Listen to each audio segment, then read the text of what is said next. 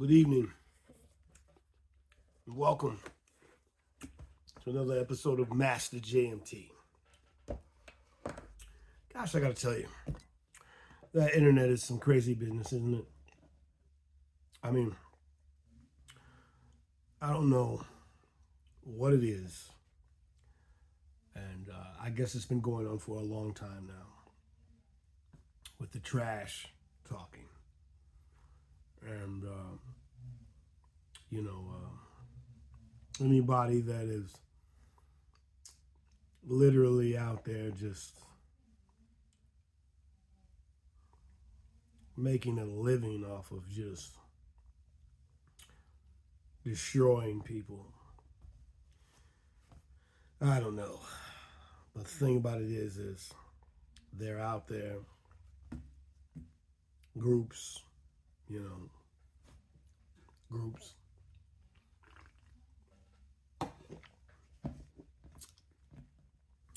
To my very small audience, when I say small audience, I mean small audience. To my very small audience, if you think about breaking away from a group, then you're on the right path. No groups, man. I mean, I know that for you, breaking out of a group and going on your own for a while and then going back, you know, I know that's what you want to do. But for me,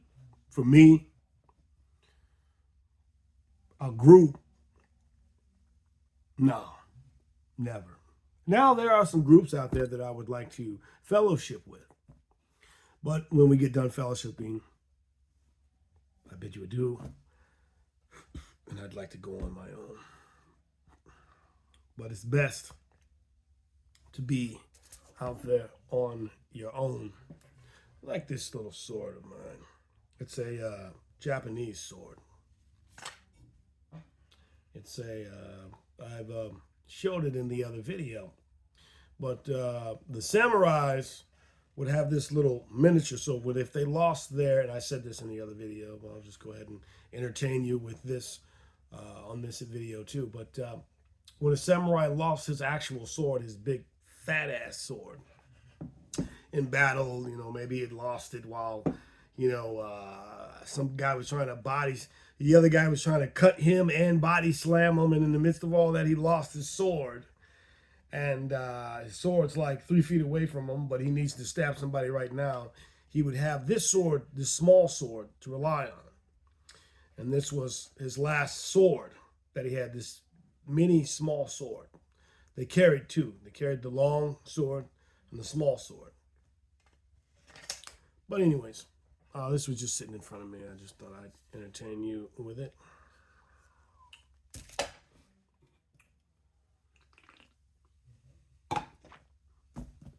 Oh, man. So, like I said, groups, if you're thinking about cutting away from a group, then you're thinking about the right thing. Get by yourself, immerse yourself in study, immerse yourself in meditation, immerse yourself in prayer, and get stronger all by yourself.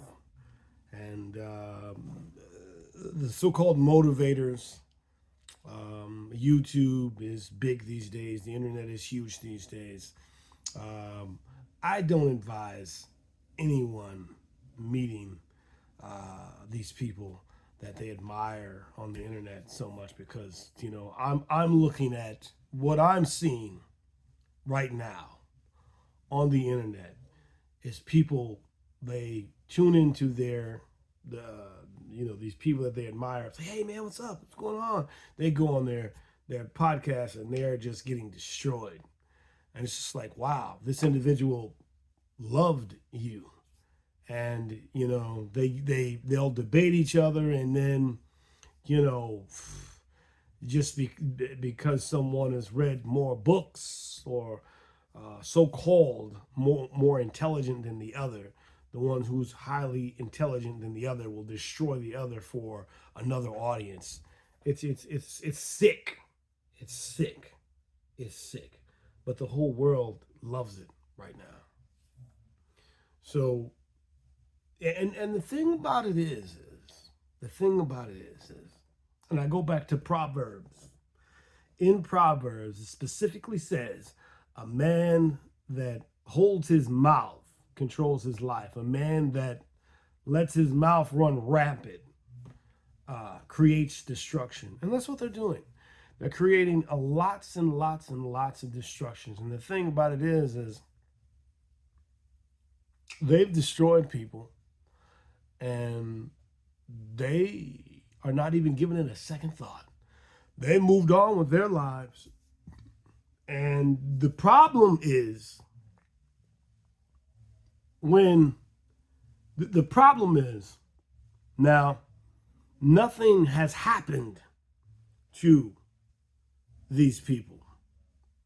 And they don't believe that anything is going to happen to them. But if they keep carrying on, there's something that might happen to them. Now, the problem is this. All the people that they admire will look at how they tear people down. And then they'll look at how nothing's happening to them. And then they'll look at their success, and they'll look at how successful they are. And says, oh, well, I want to be like that person. I want to strive to be like him. And then what will happen is they'll look at how they tear somebody down, and then they'll go and do the same thing. But then when they do it to someone, they might die doing it. They might actually die because they did something that they saw their motivator that they love so much do it. And they did it, and they died. You see what I'm saying? So it's like, and they don't think that they're doing anything wrong. Same thing with the gangster rap. They'll rap about this and that, and then the people that's listening to that rap music, they'll turn around and commit a crime, and now they're doing 20 years behind bars. They're not telling them about that. They're not telling them about this system that is out there to capture you, to throw you in prison for the rest of your life. And that's a whole nother game within itself. Do you have money for bail? Do you got money for your lawyer? All right? Because it's going to take a whole lot of money to get yourself out of that trouble that you are in. But the thing about it is these motivators, you think that they're helping them, but they're destroying the world. There's many amount of things that's already destroying the world, but they are literally destroying the world, And I have a very small audience, so it doesn't matter. But even if I had a huge audience, I'd be getting some backlash because of it, and that's fine. I can have backlash. I'm ready for it. I'm ready for anyone that would say that I was a fake martial artist. I'm ready for it. Anybody that would like to challenge me, you go ahead and come in on this ball and get hurt if you'd like. But the thing about it is this. There's many amount of things that are destroying the world. And there has to be a greater equilibrium of things that aren't destroying the world. You see, the world is beautiful. The sun, the grass, the moon, the stars, the mountains, the water, the rivers. This world is beautiful. But human beings have made it trash. So, because of this, you have to be ready for anything. And there's things that I'm not ready for. For example, if this country was hit with a nuclear bomb, I don't have a vault underground like in Fallout. I don't have a vault underground. And the next winter is just going to wipe out everything. So, there are things in life that I am not ready for.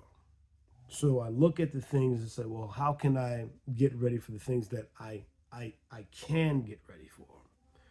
And that's what we're getting ready for. fighting styles. We're getting ready for that. And, you know, the thing about it is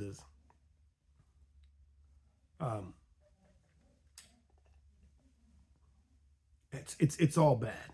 It's all bad. But at the same time, you've got to find a equilibrium to focus on, because when the rest of the world's gone mad and nobody can really see it but the chosen few, the very minds that think that they are awake say, so well, how could you say, how could, I just observe. I very seldom give my opinion to the people. That's one emphasis on being a master. Listen, just listen, slow to speak, and just listen. I listen to a lot of people talk, and well, that's just it, man. I listen to them. Very rarely do I give my opinion. And you know what? The thing about it is they'll be like, oh, well, this guy ain't talking. He must be dumb. He must be stupid. That is the most stupidest thing that there ever was. Because one thing I'm noticing is a person with a lot of knowledge that reads a lot of books, that's highly intelligent, and they're on the net, I've noticed they run their mouth a lot to listen to themselves talk, because what they're getting out of that is satisfaction off of hearing themselves talk. And then other people ride them like, oh yeah, he's super intelligent, and then they get an even more greater sensation when they tear somebody down. It's like, geez, in order for me to keep up with you, I got to read 100 books a year. Does that mean you're smarter than me? By society's terms, sure. But from a godly aspect, right? God uses the foolish things to confine the wise. So it's a foolish thing to think that a person that has read 100 books, no, I said that wrong. Let me rephrase. It's a foolish thing to think that someone that hasn't read 100 books has something more on somebody that has read 100 books. It's a foolish thing to think that God would use someone who was less intelligent than someone that read 100 books. Well, let's see, God can't use the highly intelligent because you think you know everything already. So his glory is more glorified in the average Joe.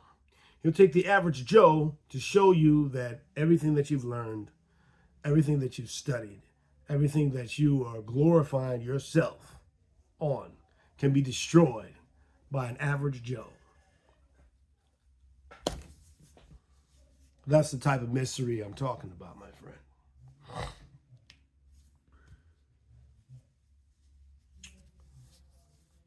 So,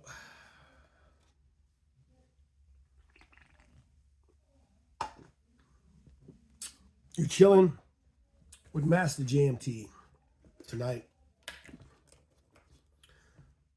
I have a lot of nights. Today we're just speaking and talking.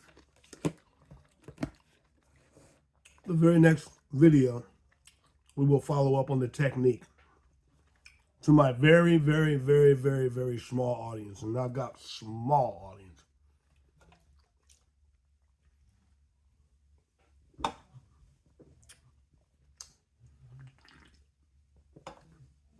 Oh, man. So, there's some things that I want to go over with you in a book that I like very much called The Art of War. I'm pretty sure that you've heard of it. We're taking care in here and here on Master JMT.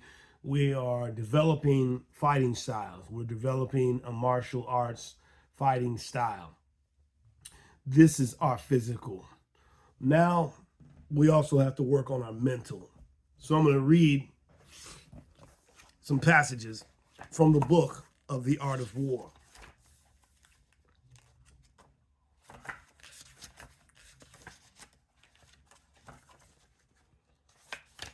Let's see here. I'm going to start off with what I want to read to you is tactical dispositions. All right? Tactical dispositions.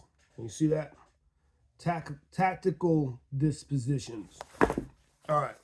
Let's start. All right. Tactical dispositions 1.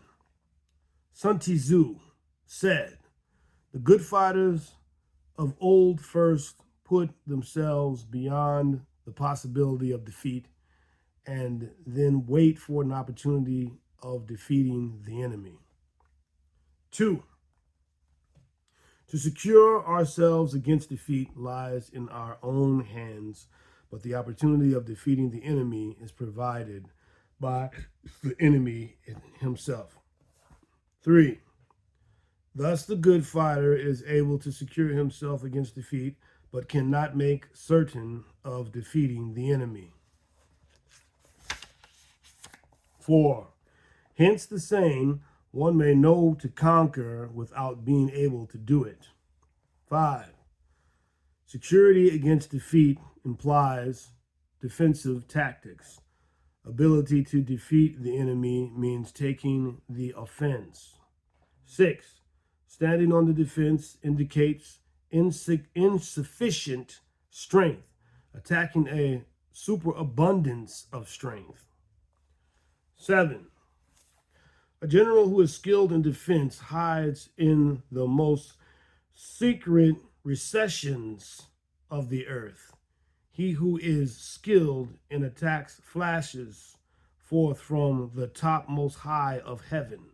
Thus, on the one hand, we have the ability to protect ourselves.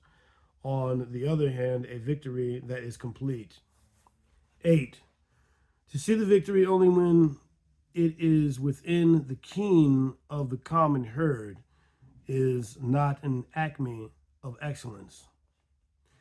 9. Neither is it the acme of excellence if you fight and conquer and the whole empire says, "Well done." 10. To lift an autumn leaf is no sign of great strength. To see the sun and the moon is no sign of sharp sight. To hear the noise of thunder is no sign of a quicker ear.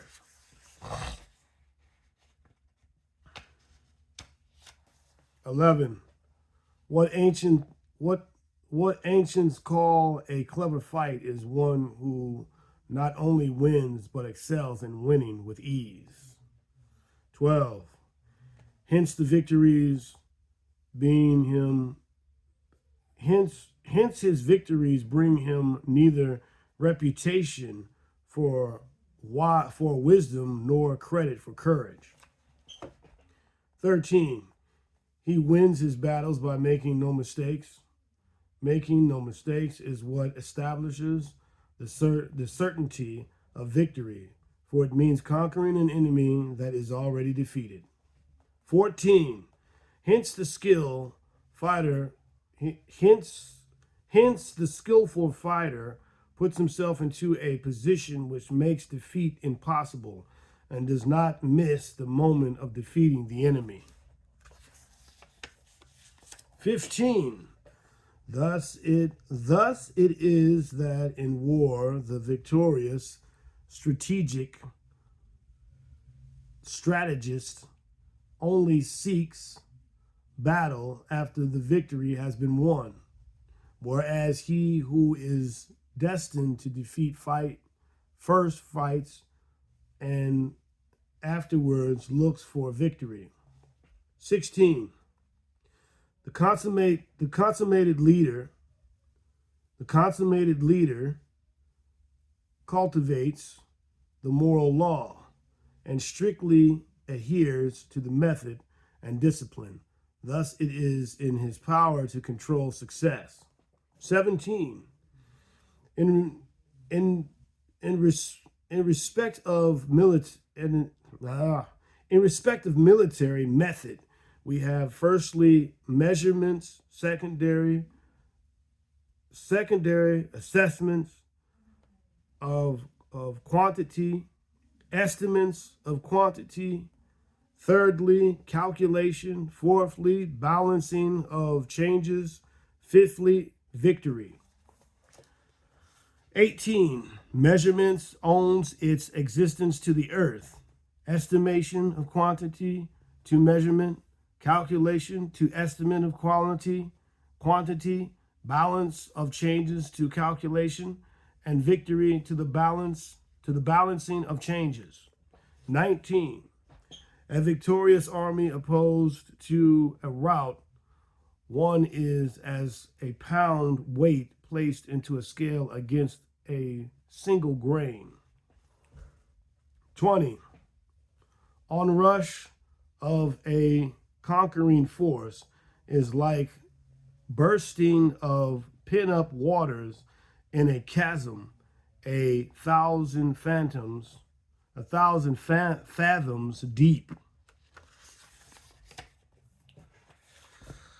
Okay, and that was from The Art of War,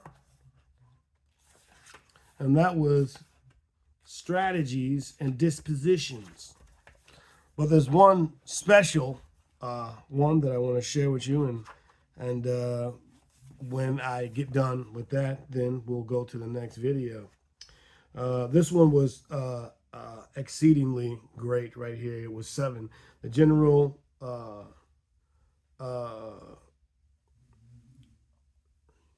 the general who is skilled in defense hides in the most secret recessions of the earth. He whom is skilled in attacks flashes forth from the topmost high of the heavens. So it's like he's describing, I think that's what I got out of this was if you attack from the heavens, that means from the sky, not necessarily the heavens, but when you're looking up, you're attacking from the sky. So he's talking about drones, missile-guided missiles, and things of that sort, or back in the samurai days, I don't know how they were attacking from the sky. Was it arrows with fire, from the sky or something like that? But anyways, Master JMT, join me again for more Master JMT.